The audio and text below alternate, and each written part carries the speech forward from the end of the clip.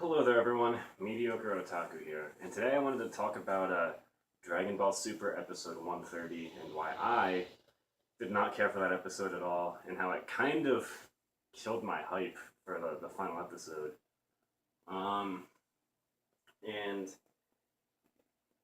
the main problem with Super is that it's been a team of writers working on it, right? They have the basic idea of what should happen from Toriyama, but it's up to Toei to fill in all of the blanks. And there's not just one guy in charge of all this. It's basically a bunch of different writers coming together and creating a story. And sometimes things just don't make sense from episode to episode. So I had a few problems with this episode. One was that Mastered Ultra Instinct Goku didn't just completely body Jiren. I didn't like that Jiren got that power up after being reminded of all his friends and family getting Uchiha. I didn't think that needed to happen. I think maybe they could have just had like why does everybody need to get some Insano power up in every single arc of this show? Um, when it happened with Hit, which it didn't happen like that in the manga. But Hit was like, yeah, I can stop time for like a tenth of a second, but actually, over the course of fighting Goku for like 10 minutes or whatever it is, Dragon Ball time is always kind of iffy. And all of a sudden, I can stop time for a whole second. I just didn't bother to try to upgrade my time skip ability after living for thousands of years. It's like, okay, I guess. Um, then you had Trunks' Super Saiyan Rage power up, which wasn't really even explained. At least they kind of gave an explanation as to why Hit powered up all of a sudden. Super Saiyan Rose, I'm willing to forgive, but they still didn't really explain what that form was fully. Um, and then, like, in this Tournament of Power, we had Kaba go Super Saiyan 2, we had Caulifla and Kale get these crazy Super Saiyan forms. Vegeta got Super Saiyan Blue Evolve, I think that's what they're calling it, which didn't have any explanation, it just sort of happened. And now we had this Jiren thing, which he was already pretty damn strong.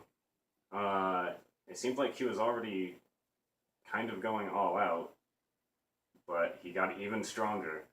Um, so yeah, I did not agree with that decision. I don't think it needed to happen. Um, and then we had the whole bit where Goku was like, "Oh, I'm strong because I'm fighting for my friends," which I'm like, that's lines like that should be saved for Fairy Tail. They don't really fit the tone of a Dragon Ball series. Obviously, those themes are there in all the Dragon Ball series, but it's always kind of understated, right? Fairy Tail, like here's Dragon Ball, Fairy Tail's all the way up here, and One Piece is like kind of somewhere in there. Um, yeah, I thought that was kind of hokey. I was like, well, okay, I guess. But then it got even worse. Because Jin was like, "Oh, you're fighting for your friends, huh? Well, I'm this really great guy from Universe 11, member of the Pride Troopers. I'm seen as a hero. I'm just gonna try to fucking kill all your friends." Um, which just seemed completely out of character for Jiren. Now, I don't know if this was a decision made by Toei or Toriyama. I have a feeling it was probably made by Toei. Um, but that right there, that one, and like Jiren's been kind of been given different characterizations depending on the writer. Sometimes we've seen him more cocky. Sometimes we've seen him just completely monotone, and you got the sense that there was something more to him than being just a big strong guy. It seems like they completely got rid of that last thing in all of the more recent episodes. Um, but I this was by far the worst handling of Jiren I think I've ever seen in any of the episodes, by far. Um, and then we had Goku's Ultra Instinct thing backfire on him, which okay, you don't want to make it super OP. I guess you don't want to have him just be able to do it all the time, because then like how could anyone really challenge Goku ever except for the gods? Um, that didn't really bother me. But the other thing that really bothered me was Android 17 hasn't been dead all along. Who the fuck would have known? Um, if you guys haven't been keeping up, which if you haven't, I don't really know why you're watching this. You probably shouldn't. um, but Jiren launched some sort of big energy blast at Goku and Vegeta, and Android 17 blew himself up in order to counteract the blast, and everyone thought he was dead because his body was nowhere. And every other time that somebody's done something like that and their body disappeared, they've been dead. Um, I mean, Vegeta turned to stone somehow when he did it against Majin Buu. But, whatever.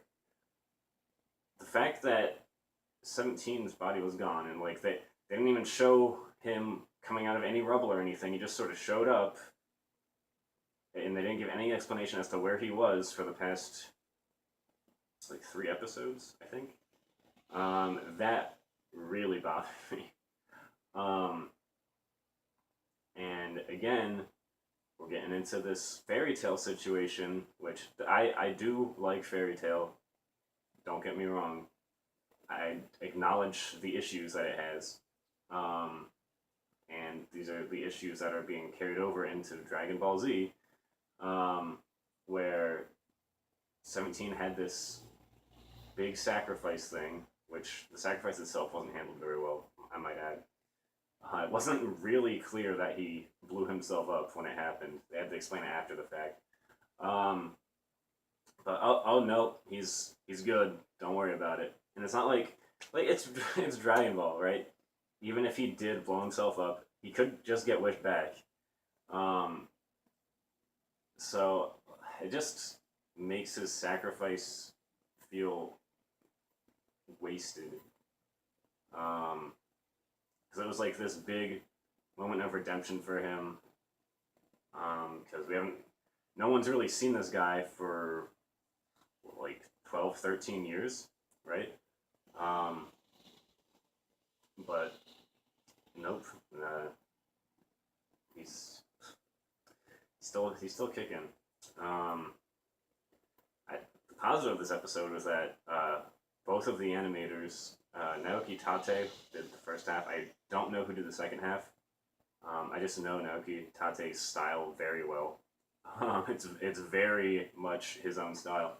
Um, but both of them did a great job. They got two of the better action animators for this episode, which is good. Um, and I am still interested to see how they end with this next episode. But I have to say, after the huge issues I had with this episode, I'm a lot less excited to watch it. However, the trailer for the new movie did drop. It's only a 30-second thing. We don't really know what's going on exactly. But I am very excited for that. The animation for that looks beautiful. I'm super excited to see the new character designs because, Tadayoshi Yamamura has been the character designer for Dragon Ball for over 20 years now. And don't get me wrong, I still think his designs look good. Um, but it's it's obviously not the same style that he had back when he was doing them for Dragon Ball Z. Um, but they still, I don't have an issue with them like some of the people do. The only thing I wish is that he would draw the character a little bit more buff. But I forget the new guy's name. I'm really excited to see a new take on the Dragon Ball franchise and sort of breathe new life into it with the movie coming out later this year. And hopefully, if there's another anime series, they'll continue using the new character designs because I'd be excited to see what an actual anime series would look like with that. But those are my thoughts on episode 130. If you guys disagree with me, let me know your thoughts on it. Because I was watching it with two friends. One of them did not like it. The other one said he really liked it. Although he didn't really give me an explanation why. He seemed to like that they turned Jiren into a villain, which is just something that I completely disagree with. But that'll do it for this video, guys. I'll be doing another one of these for Super 131. I know I'm getting into these reviews a little late in the game, but now this is the climax of the story of my favorite franchise. And I feel like if they do it wrong, it needs to be talked about. So yeah, thank you all for watching, and I will see you all next time.